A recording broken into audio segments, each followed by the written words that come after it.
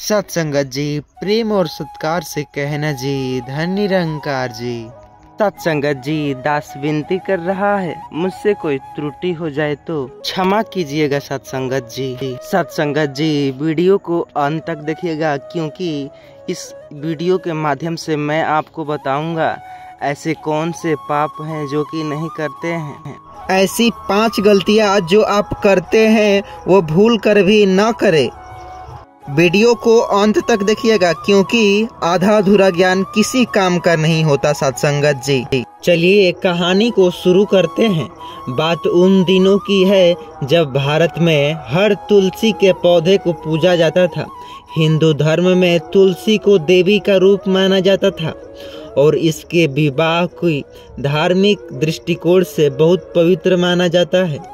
तुलसी विवाह की कथा कई धार्मिक और पौराणिक आख्यानों में दर्ज है, लेकिन इसमें भक्ति की ऐसी भावना कि जो इसे सुनता है वह भक्ति की गहराई में डूब जाता है। कहानी की शुरुआत होती है जब उस समय से जब धरती पर राक्षस का आतंक बढ़ रहा था। राक्षस जालंधर ने अपने अत्याचारों से देवताओं को भी भयभीत कर दिया था। जालंधर को अपनी पत्नी वृंदा के पतिव्रता और होने का बहुत ही बड़ा आशीर्वाद था कि देवता उसे परास्त नहीं कर पा सकते थे। वृंदा पर अत्यंत धार्मिक और पवित्रता महिला थी, जो उनके पवित्रता धर्म के कारण जालंधर की शक्ति का अजेय था। देवताओं ने भगवान विष्णु से प्रार्थना की कि वे इस संकट का कोई हल निकाले। विष्णु जी ने इस संकट से निकलने के लिए एक योजना बनाई। उन्होंने जालंधर का रूप धारण किया और वृंदा के सामने आए। वृंदा पति को पहचानने में असफल हो गई और उन्हें अपने पति के रूप में स्वीकार कर लिया। इस प्रकार उनका पतिव्रता धर्म टूट गया और उसी क्षण जालंधर की शक्ति भी क्षीण हो गई। इसी परिणाम का था कि देवताओं ने जालंधर का अंत कर दिया। वृंदा को इस छल का पता चला तो वे अत्यंत दुखी हो गई। उन्होंने भगवान विष्णु को श्राप दिया कि वे पत्थर बन जाए। विष्णु जी ने यह श्राप स्वीकार कर लिया और उन्हें वृंदा की भक्ति ने इतना प्रभावित किया कि उन्होंने वृंदा को अमरत्व का वरदान दिया। वृंदा का त्याग और भक्ति देखकर भगवान विष्णु ने उन्हें तुलसी का रूप दिया है और वचन दिया है कि हर वर्ष उनका विवाह भगवान विष्णु के रूप शालिग्राम से किया जाएगा। यह घटना मानव समाज के लिए आदर्श बन गई और तभी से हर साल तुलसी विवाह की परंपरा शुरू हो गई। यह विवाह भगवान विष्णु और तुलसी के मिलन का प्रतीक है, जो दर्शाता है कि भक्ति, त्याग और सच्ची निष्ठा महत्व क्या होता है। तुलसी विवाह के हर दिन तुलसी के पौधे को सजाया जाता है। इसे की तुलसी दुल्हन की तरह श्रृंगार किया जाता है। फूलों और सुंदरता वस्त्रों से सजाया जाता है। लोग इसे अपने आंगन में या किसी पवित्र स्थान पर स्थापित करते हैं और तुलसी विवाह का आयोजन करते हैं। इस विवाह को देखने के लिए लोग उमड़ते हैं। बहुत लोग भीड़ करते हैं और सभी लोग एक पवित्र भावना से भर जाते हैं। तुलसी विवाह न केवल धार्मिक अनुष्ठान है, बल्कि यह विवाह आत्मा और परमात्मा के मिलन का प्रतीक भी है। तुलसी का पौधा भक्तों यह संदेश देता है कि भक्ति में शक्ति होती है और ईश्वर हमेशा अपने भक्तों के कष्ट दूर करते हैं। जब भी तुलसी विवाह की कथा सुनाई जाती है तो श्रोताओं का मन भक्ति और श्रद्धा से भर जाता है। यह विवाह भक्ति का उत्सव है, जिसमें व्यक्ति अपने जीवन की हर कठिनाई को ईश्वर पर छोड़ देता है और उन पूर्ण विश्वास रखता है कि इस कथा को सुनकर आपके सच में रोंगटे खड़े हो जाएंगे। आइए जानते हैं किन औरतों को किस पाप के कारण उनके कोख से बच्चा नहीं होता है। वे बाजिन रहती हैं। एक और भी लाजवाब और धमाकेदार कहानी है जो कि सुनने के बाद आप सच में हैरान हो जाएंगे। एक छोटी सी गांव की साधारण महिला सावित्री जो हर माँ बनने की सपना देखती थी, लेकिन जीवन की कठिनाइयों ने उसे निराश से भर दिया। यह कहानी उसकी कड़ी मेहनत, सेवा भाव और अंत में उसे मिला मातृत्व सुख की आइए चर्चा करते हैं, जिसे सुनने के बाद आपके सच में रोंगटे खड़े न हो जाए तो कहिएगा। सावित्री और अर्जुन की शादी को 10 साल हो चुके थे। दोनों एक दूसरे से बहुत प्रेम करते थे और एक खुशहाल जीवन व्यतीत करते थे, परंतु उनकी खुशी अधूरी थी क्योंकि उनके जीवन में कोई संतान नहीं था। गांव में हर किसी की आंखों में एक प्रश्न था, क्यों इस दंपति को संतान का सुख नहीं मिला। समाज में अनेक प्रकार की बातें चलती थी कि शायद सावित्री का कोई गुप्त पाप है जिसका कारण भगवान ने उसे यह दंड दिया है। समाज का दबाव और व्यंग सावित्री अपने पति के साथ धार्मिक अनुष्ठानों और मंदिरों के दर्शन करती थी, परंतु परिणाम में कोई परिवर्तन नहीं हुआ। धीरे धीरे गांव की औरतें उससे दूरी बनाने लगी। हर त्योहार, हर धार्मिक अवसर पर महिलाएं उसे किनारे करने लगी, मानो वह अछूत है। एक दिन गांव की महिला जो सावित्री की रिश्तेदार थी, उससे वह कह बैठी, सावित्री, तुमने जरूर पिछले जन्म में कोई पाप किया होगा। हमारे धर्म में कहा गया है कि हम महिला को माँ बनने का अधिकार तभी मिलता है जब उसके कर्म अच्छे होते हैं। सावित्री के पास बात का कोई उत्तर नहीं था, बस उसी की आंखों में आंसू थे। उसने मन में सोचा, क्या सच में पिछले जन्म के पाप इसे इस जीवन में मातृत्व से वंचित कर रहे हैं। आइए जानते हैं। वह साधु के पास गई। उससे पहले यदि आप इस चैनल पर नए हैं, चैनल को सब्सक्राइब कीजिएगा। इस वीडियो को कोई भी पार्ट छोड़ करके जाने की कोशिश न कीजिएगा, क्योंकि वह हर बातें जानेंगे जो कि सावित्री के साथ घटित हुई और कैसे उसका हल भी निकला। तो चलिए, एक दिन गांव में एक साधु आए। लोग उनके पास अपनी समस्या लेकर जाते और वे सभी को धैर्य से और समय से रहते पहले स्वयं की सलाह देते। सावित्री ने भी उसके पास जाने का निश्चय किया। साधु से मिलने पर उसने अपने दुखों का वर्णन किया और उसने पूछा कि उसकी संतानहीनता का कारण क्या है। साधु ने ध्यान से उसकी बात सुनी और शांत स्वर में कहा, बेटी, इस संसार में हर व्यक्ति अपने कर्म का फल भोगता है। तुम्हारा यह दुख भी तुम्हारे कर्म का परिणाम हो सकता है, परंतु तुम्हारे पास अपने कर्म सुधारने का अवसर है। दूसरों की सेवा, सत्कर्म और उसके शायद तुम्हारे जीवन में सुख लौट आए।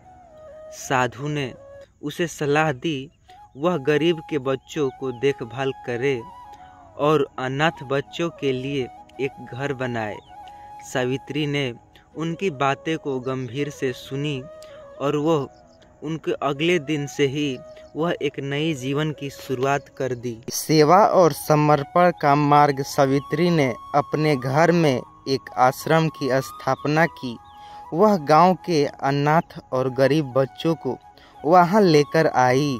हर दिन वह उन बच्चों की देखभाल करती, उन्हें भोजन खिलाती, पढ़ाई में मदद करती और अपनी पूरी ममता उन पर लुटाती।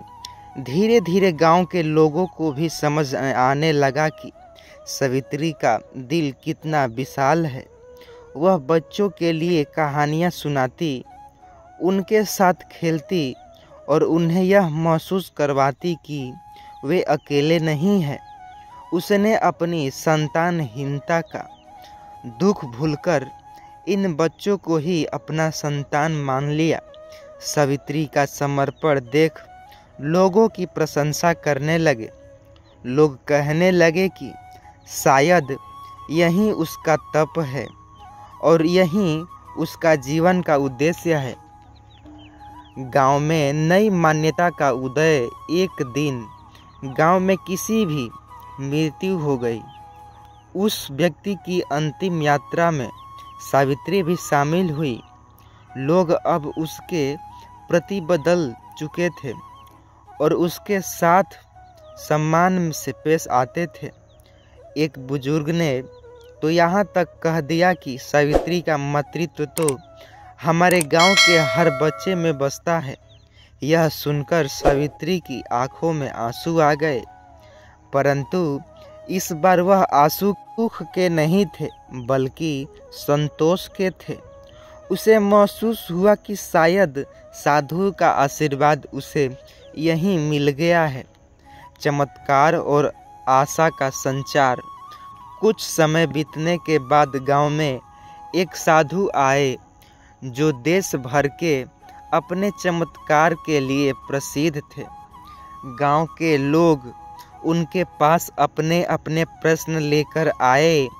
सावित्री को भी अपने जीवन में आशा की एक नई किरण नजर आई। वह साधु के पास पहुंची और विनम्रता से बोली, मुझे अपने पिछले जन्मों के पाप का प्रायश्चित कैसे करना चाहिए ताकि मुझे भी मातृत्व का सुख मिल सके, मैं भी संतान रहित हो सकूं, मैं भी संतान का लाभ उठा सकूं। मैं भी चाहती हूं कि मेरी भी जिंदगी में कोई संतान हो। साधु ने उसकी आंखों में झांका और कहा, तू अपने जीवन में जो किया है वह स्वयं में एक तपस्या है, परंतु तेरा दुख अब समाप्त हो जाएगा। भगवान ने तुझे मातृत्व का सुख प्रदान करने का निश्चय किया है। साधु के इस कथन से सावित्री को अद्भुत शांति मिली। उसे विश्वास नहीं हो रहा था कि परंतु कुछ महीनों बाद उसकी यह आशा सच साबित हुई। वो भी एक नई दिन गर्भवती हो गई। सावित्री गर्भवती हो गई और यह समाचार पूरे गांव में फैल गया। लोग उसे बधाई देने आए और उसकी प्रशंसा की कि उसने कितने धैर्य और समर्पण से जीवन को स्वीकार किया। सावित्री ने आखिरकार एक पुत्र को जन्म दिया। वह बच्चा उसकी संतान ही नहीं बल्कि उसकी पूरी तपस्या और सेवा का प्रतीक था। नई पीढ़ी के लिए एक संदेश। सावित्री की कहानी गांव की नई पीढ़ी के लिए एक उदाहरण बन गई थी। उसने गांव के लोगों को सिखाया कि कर्म प्रभाव हमारे जीवन पर अवश्य पड़ता है, लेकिन अच्छे कर्म और सेवा से हर कठिनाई का समाधान संभव है। सावित्री को अब गांव के लोग माँ सावित्री कहकर पुकारते थे और गांव के हर बच्चे के लिए वह आदर्श बन गई थी। सत्संगत जी, इस कहानी से यह सीख मिलती है कि हमें यह संदेश मिलता है कि जीवन में कठिनाइयाँ आती हैं, परंतु सच्ची भक्ति और सेवा से दूर की जा सकती है। कर्म ही हर व्यक्ति का सबसे बड़ा बल है और इसी बल से वह अपने जीवन को सार्थक बना सकती है। साथ संगत जी, आशा करता हूँ यह वीडियो आपको बहुत ही ज़्यादा आपको मन को भाई होगी। क्या सच में आपने भी सुना होगा किसी स्त्री के न संतान होने से उसके हर एक रिश्तेदार, जो कि यहाँ तक कि उसके सासू माँ से लेकर के गांव के पड़ोसी तक उसे ताना मारते थे कि नीबाजिन है ये, इसका तो कोई काम नहीं, इसे तो वापस इसके ससुराल भेज देने चाहिए। अक्सर ऐसे ऐसे प्रश्न तो आपने सुना ही होगा कि लोग कहते हैं, लेकिन क्या इन कारण से ही उसका जीवन, जो कि आपने सावित्री की कहानी सुनी, उसके कैसे उसके जीवन में बदलाव आए, वो भी एक जन्म दी बच्चे को। इस कहानी से यही शिक्षा मिलती है कि हमें उनको पीड़ा नहीं देने चाहिए जो निसंतान है, क्योंकि भगवान नहीं जानते तुम उनके बारे में कि वह एक एक पत्ते पर विराजमान है, उनके सिवा एक पत्ता भी नहीं डोलता। तो भला आप इतने निकमजोर उनके बनाए हुए संतान हो, तो तुम कैसे उन्हें ऐसे कह सकते हो कि वे कैसी है, वह निपुत्र है तो क्या है। लेकिन यह बात हमेशा ध्यान रखना कि इस प्रकार के प्रश्न अक्सर उठते हैं, उनका हमें बहिष्कार करने चाहिए, उनसे लड़ना चाहिए कि तुम ऐसे नहीं करो, क्योंकि ऐसे से भगवान हमें सब देख रहे हैं। भगवान बेनूर नहीं है, वह सब कुछ देख रहे हैं। सब कुछ तुम्हारे भी कर्म होंगे और तुम्हें भी अब तुम्हारे कर्म के हिसाब से फल देने लगेंगे। तो बताओ तुम क्या कर सकते हो। साथ ही साथ इस वीडियो को इतना ज़्यादा शेयर कीजिएगा ताकि वो हर माँ के पास पहुँचे और वो हर व्यक्ति के पास पहुँचे जो कि निसंतान है और जो निसंतान के लिए उसे कोसते हैं कि ये निसंतान है। साथ ही आइए समझते हैं कि सिंदूर हम कैसे लगाते हैं, जो कि लोग कहते हैं कि ये फलानी ऐसे सिंदूर करती थी, इसकी पति की उम्र कम हो गया। आइए एक कहानी के माध्यम से पूरी सच्चाई के साथ समझेंगे। सुन करके आप हैरान हो जाएंगे, क्या यह सच में कहती हैं या फिर सच में नहीं कहती हैं। प्राचीन भारत में एक सुंदर गांव में आदित्यपुर नामक से गांव में समृद्ध राज्य था। वहाँ के राजा का नाम पृथ्वीसेन था और उनकी रानी का नाम सुलोचना था। राजा पृथ्वीसेन अपने राज्य के प्रति अत्यंत समर्पित और प्रजा को देखभाल में तत्पर थे, जबकि रानी सुलोचना साध्वी, धार्मिक और अनंत सरल स्वभाव की महिला थी। उनके प्रेम और संपूर्ण की मिसाल पूरे राज्य में दिया जाता था। रानी सुलोचना हर सुबह अपनी मांग में सिंदूर लगाकर भगवान शिव की पूजा करती थी। उनकी मांग का सिंदूर उनके पति के प्रति प्रेम, समर्पण और भगवान के प्रति श्रद्धा का प्रतीक था। सिंदूर को केवल एक सुहाग चिन्ह के रूप में नहीं, बल्कि अपने आत्मिक विश्वास के प्रतीक के रूप में भी मानती थी। उन्होंने अपने मन में यह निश्चय कर रखा था कि वह अपने पति के अपना सर्वज्ञ अर्पण करेगी और अपने पत्नी की लंबी आयु के लिए प्रतिदिन सिंदूर धारण करेगी। एक दिन राज्य के सीमा पर एक शत्रु आक्रमण का समाचार आया। राजा पृथ्वीसेन को युद्ध के लिए कुछ करना पड़ा। युद्ध कठिन और लंबा था और शत्रु सेना के पास बड़े बड़े युद्ध कौशल और संसाधन थे। राजा का मनोबल ऊंचा था, परंतु समय के साथ परिस्थिति बदलने लगी और राजा की परिस्थिति कमज़ोर होने लगी। उनके लिए जीत की संभावना कम होती जा रही थी। इस बीच रानी सुलोचना अपने महल में हर दिन भगवान के मंदिर में जाती और अपने पति की सुरक्षा के लिए प्रार्थना करती। उन्होंने संकल्प लिया कि जब तक राजा युद्ध से कुशल वापस नहीं लौटेंगे, तब तक वे अन्न का त्याग करेगी और प्रतिदिन शिव की आराधना करेगी।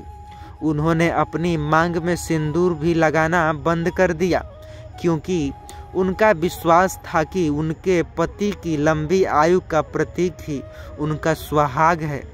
रानी सुलोचना का कठिन तप और सिंदूर का महात्मा भी रानी का यह निर्णय था कि कठोर तप पूरे राज्य में चर्चा का विषय बन गया।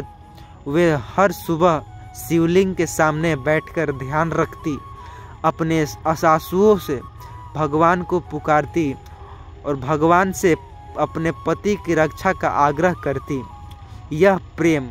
यह उनकी आस्था, प्रेम और भक्ति की शक्ति की वे नित्य इस तप को निभा पा रही थी। हर दिन उनकी स्थिति कमज़ोर होती जा रही थी, परंतु उनकी भक्ति की शक्ति इतनी तेज़ थी कि इतनी सबल दे रही थी कि उनकी प्रजाओं या फिर प्रार्थनाओं का असर था कि भगवान शिव उनकी आवाज़ सुनने लगे। एक रात रानी ने स्वप्न में भगवान शिव को देखा। भगवान ने उनसे कहा, पुत्री, तुम्हारे प्रेम और समर्पण ने मुझे प्रसन्न किया।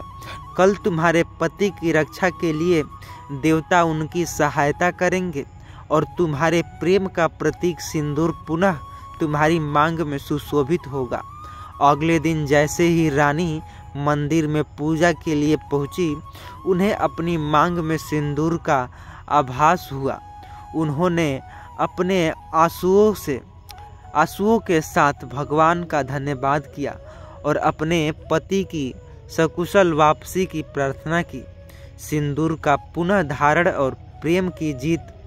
कुछ ही दिनों से पृथ्वीराज सेन, जो कि विजय के साथ अपने राज्य लौटा। राजा को जब तक रानी देख नहीं लेती संतोष नहीं होती। रानी के तप और त्याग के बारे में पता चला तो वे अत्यंत भावुक हो गए। उन्होंने कहा, रानी, तुम्हारी भक्ति और प्रेम ने ही मुझे विजयी दिलाई है। तुम्हारे द्वारा धारण किया हुआ सिंदूर ही मेरी शक्ति का प्रतीक है। मुझे गर्व है कि तुम्हारे जैसी पत्नी मिली है। रानी सुलोचना ने फिर से अपनी मांग में सिंदूर लगाया और उस दिन से वह प्रतिदिन इस सिंदूर को अपने पति की लंबी आयु और अपने प्रेम की प्रतीक के रूप में धारण करती रही। उन्होंने समझ लिया कि यह केवल सुहाग का चिन्ह नहीं बल्कि उनके जीवन का एक महत्वपूर्ण हिस्सा है जो उन्हें उनके पति और भगवान से जोड़ता है। सत्संगत जी, साथ ही वीडियो को अंत तक देखने के लिए बहुत बहुत धन्यवाद। सत्संगत जी, चैनल पर नए हैं, चैनल को सब्सक्राइब करके बेल आइकॉन प्रेस कीजिएगा क्योंकि हर एक वीडियो आप पहले देख सके। इस वीडियो को ज़्यादा से ज़्यादा व्हाट्सएप के ज़रिए अपने दोस्तों नात पड़ोसी के पास शेयर कीजिएगा ताकि हर वो लड़के को, हर एक माता को, हर एक बहन को पता चल सके ये सब कुछ बारे में। साथ ही कमेंट बॉक्स में कमेंट करना न भूलिएगा। धन्य निरंकार जी।